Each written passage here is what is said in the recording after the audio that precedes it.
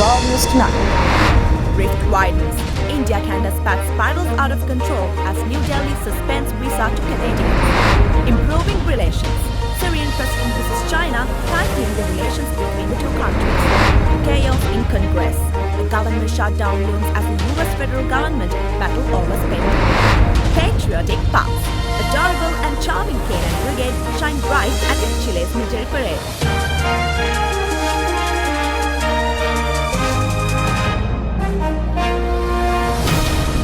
This is Ada Derana World News Tonight. Reporting from Colombo, here's Winoja Da Silva. Good evening, everyone. Welcome to Raw News. We have a lot of stories to bring to you tonight. Tonight, we begin in Canada. The Canadian High Commission and consulates in India said that they would continue with their day-to-day operations despite the sour relations between the two countries. However, to ensure the safety of its diplomats, the Canadian government has announced it will be temporarily adjusting its staff presence in the country. The rift widens between Canada and India, with this statement from Canada's High Commission. With some diplomats having received threats on various social media platforms, Global Affairs Canada is assessing its staff complement in India. As a result, and out of an abundance of caution, we have decided to temporarily adjust staff presence in India. Earlier on Thursday, India's official visa processor in Canada announced, due to operational reasons, with effect from September 21, 2023, Indian visa services have been suspended until further notice. This after tensions rose earlier this week when Canada said it was investigating credible allegations linking India with the murder of a separatist leader. Sikh independence activist Hardeep Singh Nijjar was gunned down in June outside the temple he led near Vancouver.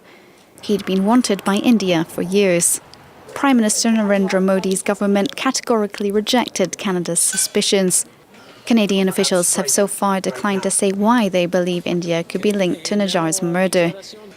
In recent days, both nations have expelled a diplomat each before issuing tit-for-tat travel advisories. India urged its nationals in Canada to exercise utmost caution, in particular students, citing growing anti-India activities without providing evidence or details of specific incidents. Canada has the largest population of Sikhs outside the Indian state of Punjab, and some 40% of overseas students in Canada come from India. The spat is threatening trade ties, with talks on a proposed trade deal frozen last week. Syrian President Bashar al-Assad arrived in the eastern Chinese city of Hongqiu.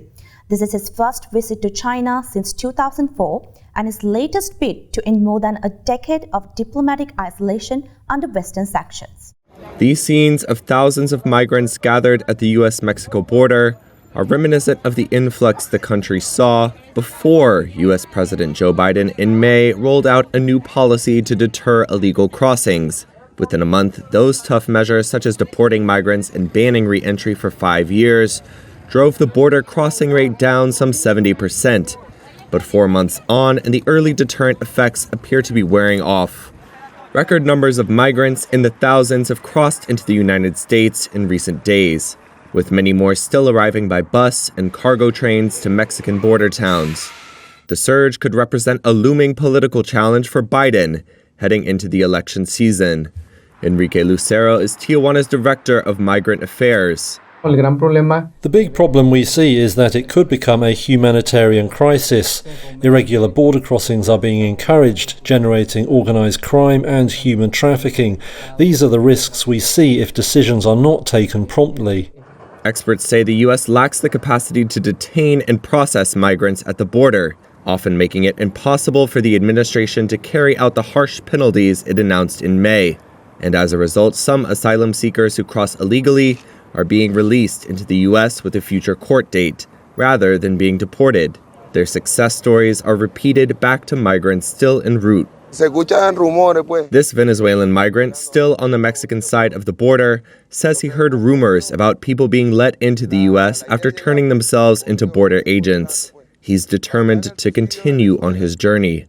The U.S. Customs and Border Protection, meanwhile, has told that it was, quote, safely and efficiently processing migrants and would impose consequences, including deportation, on migrants without a legal basis to stay in the country. Let's take you to the U.S. now. With less than 10 days to go before the U.S. government shuts down, an effort by congressional Republicans to cut costs has failed for a second time this week. Syrian President Bashar al-Assad has touched down in China, kicking off his first visit to the country since 2004, as he makes further strides to end more than a decade of diplomatic isolation under Western sanctions. While there, Assad is set to attend the opening ceremony of the Asian Games, along with more than a dozen foreign dignitaries. He will then lead a delegation for meetings in several Chinese cities. He will also meet President Xi Jinping. Being seen with China's president at a regional gathering should add further legitimacy to Assad's campaign to return to the world stage. Syria joined China's Belt and Road Initiative last year and was welcomed back into the Arab League in May. Faced with a crippled economy and little to show so far from his efforts to rebuild ties with Arab states, Assad is keen for financial support. But any Chinese or other investment in Syria risks entangling an investor in US sanctions under the 2020 Caesar Act that can freeze the assets of anyone dealing with Syria. China, like Syria's main backers, Russia and Iran, has maintained relations with Damascus, as others isolated Assad over his crackdown when protests first erupted in 2011. Assad's visit to China is one of his longest spells abroad since the civil war flared, which has claimed more than 500,000 lives. Syria, a small oil producer, holds strategic significance for China. It lies between Iraq, a major oil supplier to China, and Turkey, the terminus of economic corridors stretching across Asia into Europe.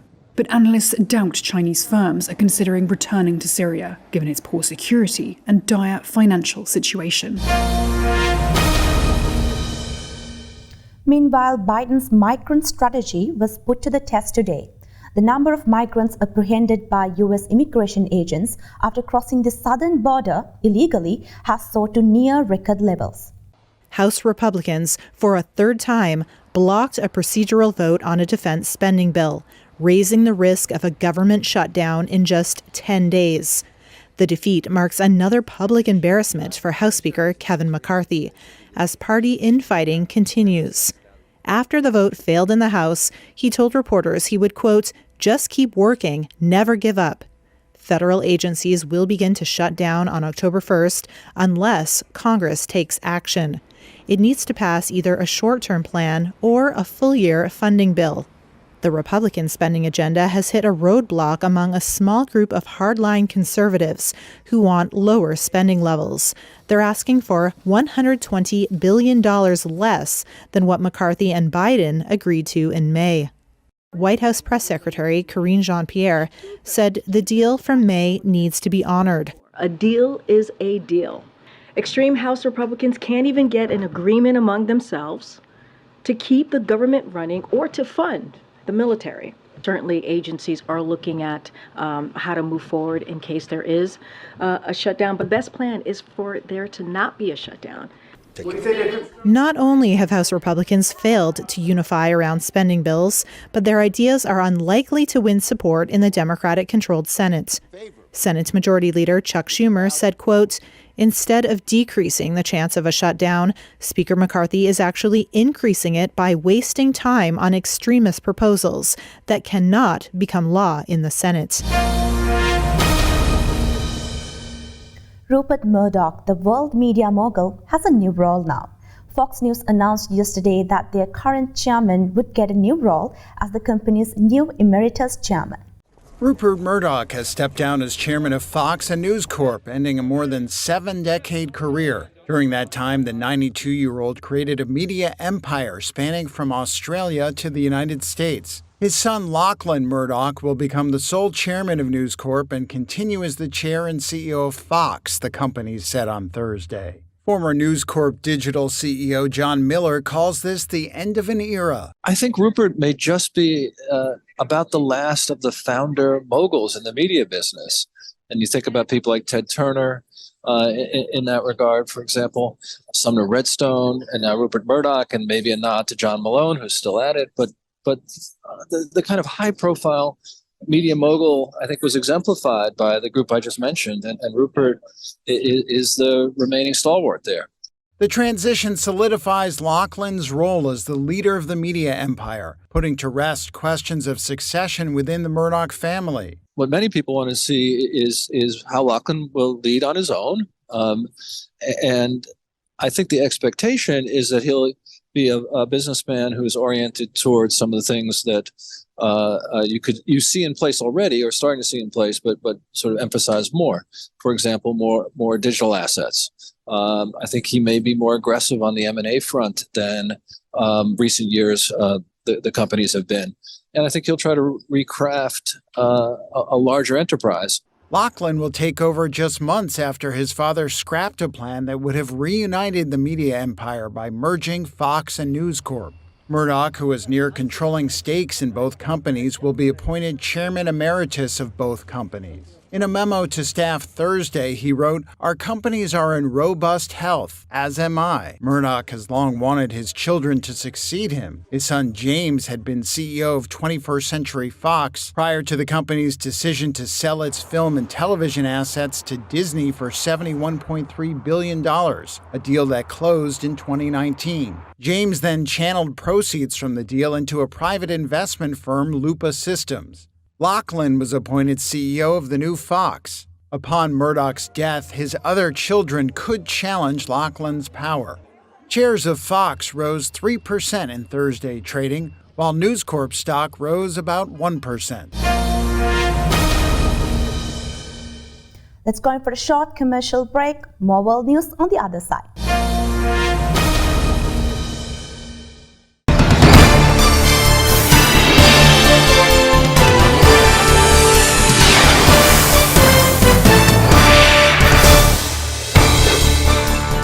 On to the U.S. election updates now.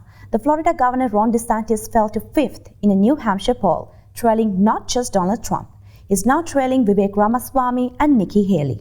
A poll from University of New Hampshire was just the latest worrying sign for DeSantis, whose hard-right campaign has struggled ever since a glitch-filled launch with Elon Musk on his social media platform. Whereas the former President Donald Trump faces 91 criminal charges for election subversion, retention of classified information and hush money payments, and civil threats including a defamation case in which he was adjudicated a rapist. He denied wrongdoing and claims political persecution. His popularity with Republicans has barely been dented. Though at 39% his support in the New Hampshire poll was lower than in national and other key state surveys, he still enjoyed commanding a lead. As a close contest for second, the biotech entrepreneur Ramaswamy is at 13%, while the former South Carolina governor, the UN ambassador Nikki Haley, is at 12%.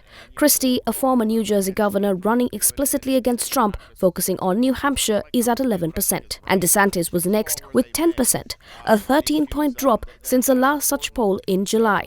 The Florida governor has run a relentlessly hard-right campaign, seeking to outflank even Trump by any measure an extremist.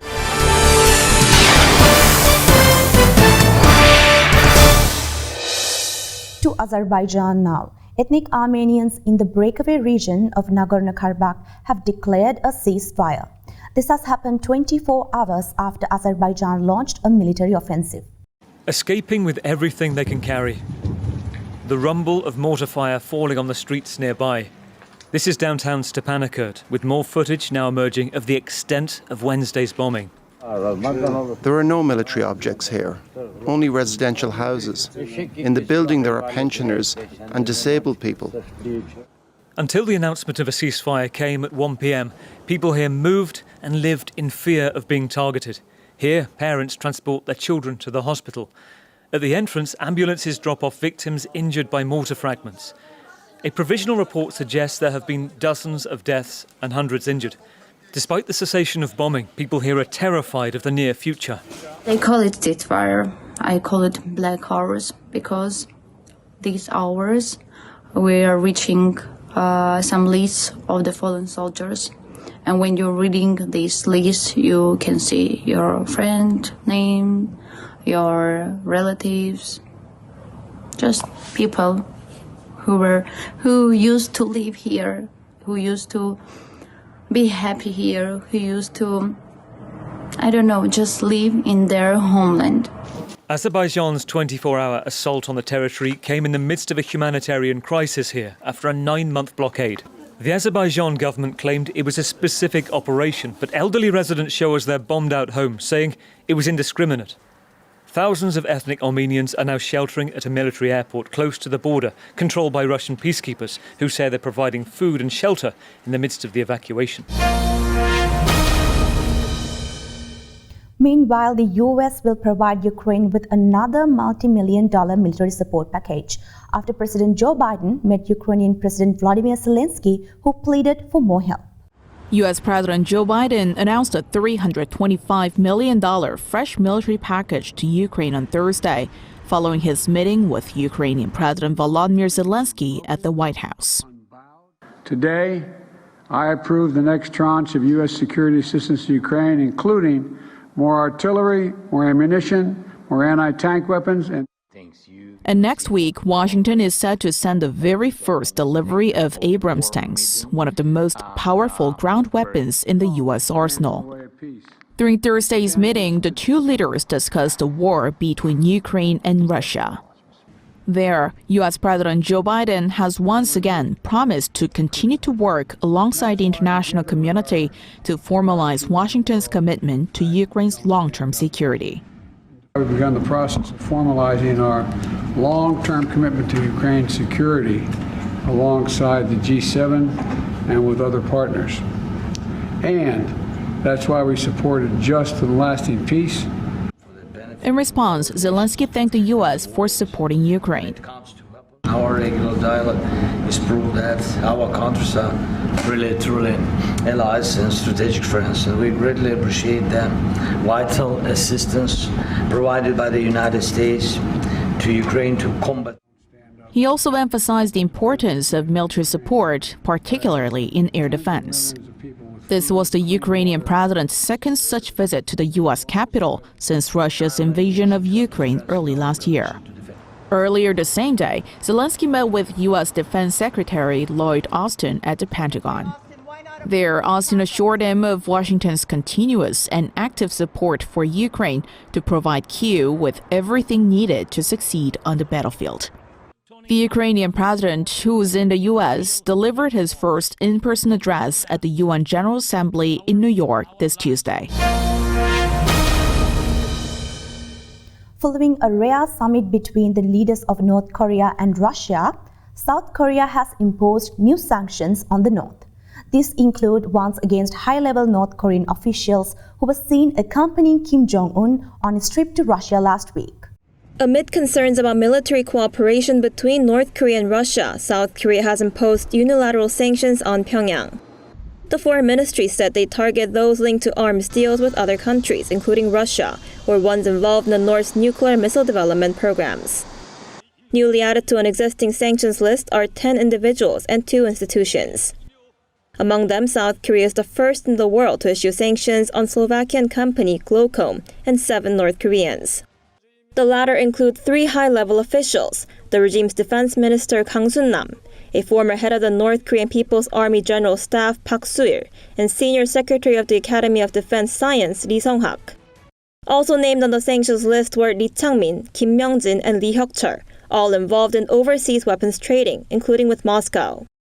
Announcing the measures, the foreign ministry said this was part of the government's efforts to firmly respond to North Korea's illicit activities, especially those that pose a serious threat to peace and prosperity on the Korean peninsula, as well as the international community. This marks the country's 12th unilateral sanctions measure against the North since President Yoon Suk-yeol took office in May last year. So far, a total of 64 individuals and 53 agencies have been put on the sanctions list.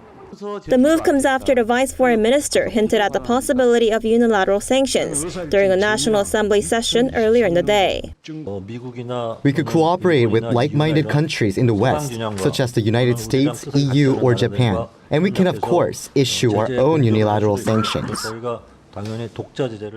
Separately, U.S. Secretary of State Antony Blinken said Washington is taking action to try to disrupt any potential arms deal, and stressed it was trying to break that up wherever we can.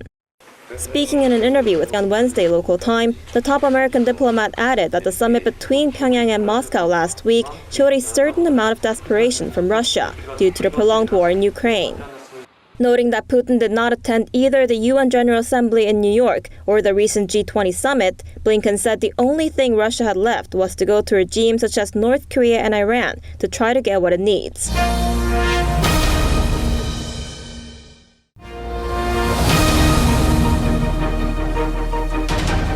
Welcome back. A musician in Nigeria has died in suspicious circumstances. For more on that story and more, let's take you around the world in a minute. Nigerians marched in several states in an outpouring of grief and to press authorities to investigate the death of popular Afrobeat musician Mohbad, forcing the police to exhume his body for an autopsy. A bus carrying members of high school marching band ran off a highway and tumbled down a steep ravine in New York, killing 2 people and injuring dozens. Brazilian indigenous people erupted into celebration after the majority on Brazil's Supreme Court overwhelmingly voted against a cut-off date in limiting indigenous land claims. Peruvian authorities incinerated over 15 tons of seized drugs from various anti-narcotics operations across the country. France dazzled as they ran in 14 tries for their biggest ever victory with a 96-0 hammering of Namibia.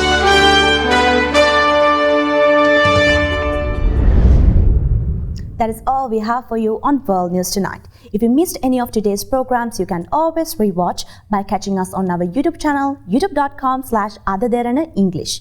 We are leaving you with visuals from Chile as adorable pups shine bright in Chile's military parade. Thank you for watching. Good night.